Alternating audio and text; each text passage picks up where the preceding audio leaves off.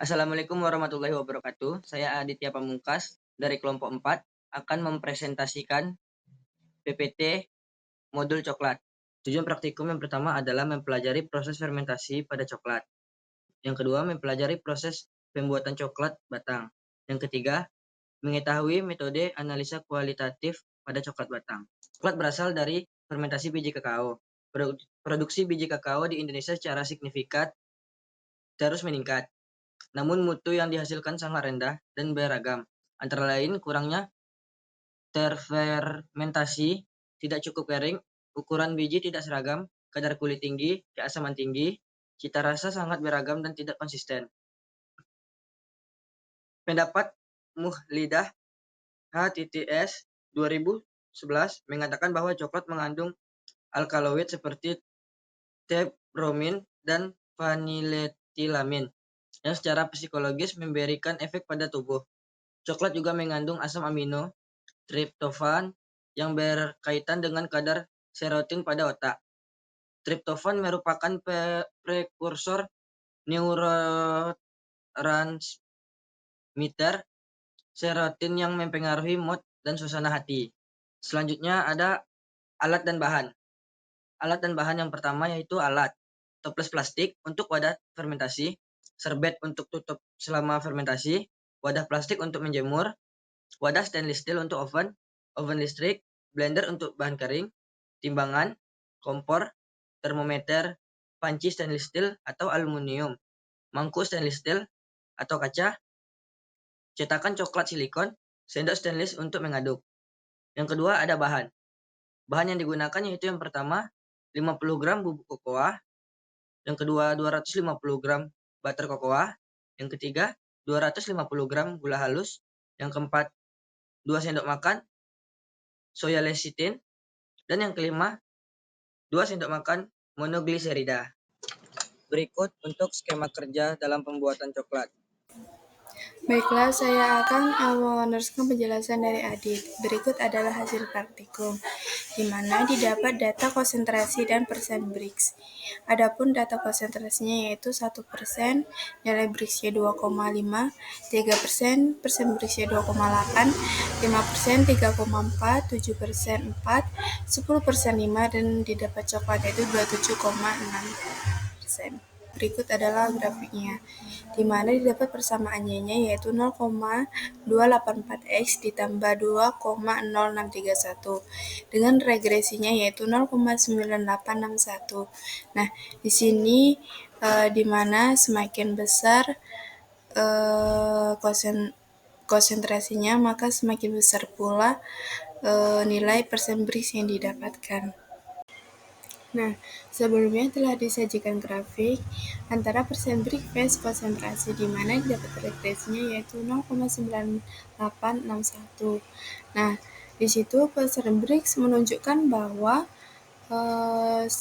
dialami adanya kenaikan.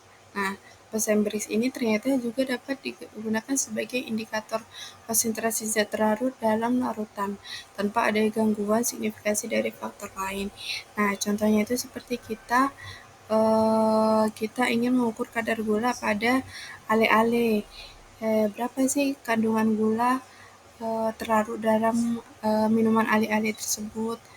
Apakah 7 gram, 8 gram, atau berapa gitu. Nah, di mana semakin tinggi konsentrasi suatu larutan, maka semakin tinggi pula nilai persen Brix-nya. Nah, hal tersebut terbukti dengan didapatnya konsentrasi gula pada coklat yaitu 89,9%. Nah, ketika kita mau makan coklat yang kita buat kemarin itu adanya sensasi rasa seperti pahit, sedikit manis, lumer, lembut, dan meleleh ketika dimakan. Nah, satu yang mungkin momen paling enak yaitu ketika dia baru keluar dari kulkas dan langsung kita makan, itu akan ada rasa kriuk dari coklat tersebut. Karena kalau dia baru keluar dari kulkas kan dia teksturnya masih keras. Jadi ketika dimakan dia mengeluarkan suara. Suara itu menandakan bahwa coklat yang kita bikin itu termasuk coklat yang bagus. Tetapi coklat yang kita buat itu apabila kita kita diamkan atau kita biarkan di suhu ruang, dia akan meleleh.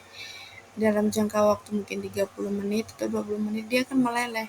Berbeda dengan coklat yang buatan pabrik. Nah, coklat buatan pabrik itu dia rata-rata tahan agak lebih tahan dari coklat yang kita buat itu terhadap suhu ruangan, karena memang mungkin dari segi pembuatannya mungkin juga beda, mungkin ada teknik-teknik tertentu yang mungkin tidak kita lakukan karena mungkin keterbatasan alat.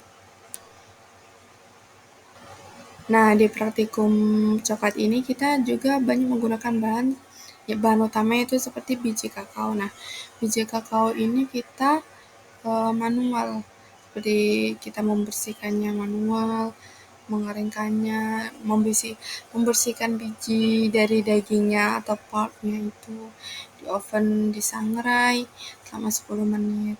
Terus bahan-bahannya seperti ada cocoa butter, gula, lemak coklat, lecitin, terus itu monogliserida, dan lain sebagainya yang menunjang proses pembuatan coklat hingga akhirnya jadilah coklat yang menurut kami itu lumayan enak.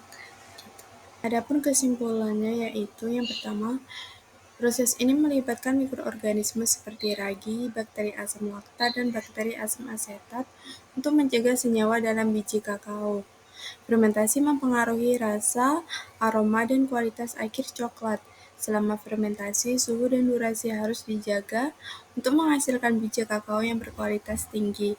Yang kedua yaitu pada proses pembuatan coklat batang, yaitu ada proses fermentasi, pencucian, pengaringan, penyangraian, concing, dan pencetakan coklat. Yang ketiga, analisis kualitatif bertujuan untuk menilai mutu coklat dengan menggunakan parameter organoleptik, pengujian rasa, aroma, dan tekstur.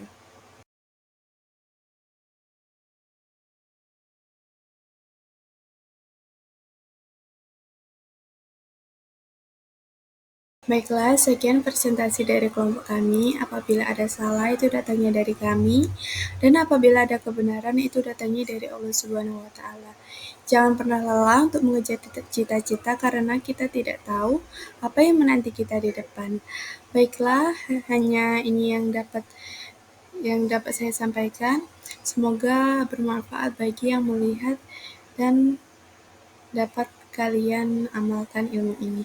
Apabila ada salah kata, saya akhiri. Wassalamualaikum warahmatullahi wabarakatuh.